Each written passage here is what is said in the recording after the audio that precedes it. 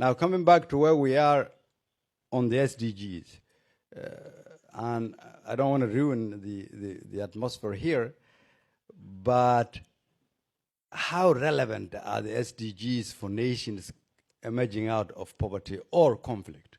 How relevant are they for nations who has been in difficult situations for close to 30 years? A nation like mine, who is now trying to re-engage with the international financial institutions, getting very close to arrest clearance after 3 years hard work. A nation who is trying to reform the security sector. A nation who is trying to put in place systems of governance to provide service to its people so that we become a legitimate government.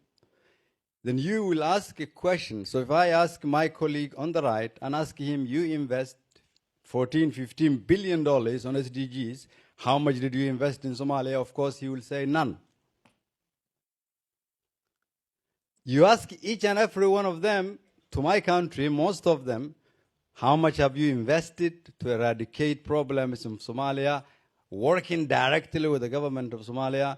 They will tell you, most of them, none, or we work through ABC. Any assistance that is given to any nation that doesn't provide legitimacy to the government, it will never be sufficient and it's going to be temporary. Very true that we're working a case here of poverty reduction, but the world is at a stage where it's linked with security, linked with service delivery, linked with good governance, linked with eradication corruption. That is why I think in the context of where I stand and where my country is today re-emerging, we need to change the narrative, the old mindset of how we've seen the world as one global world. There are nations who have different needs with investment that is different from others. We cannot be measuring SDGs as required of the Norwegians and the Danish and the Swedish or Canadians and say to other nations who are emerging, we will come back to you once we are able to use the same tool.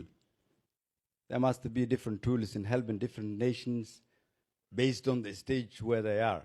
That is why I think the debate positively has to be how far have we reached in eradicating poverty or supporting nations, but also how effective have the model itself been.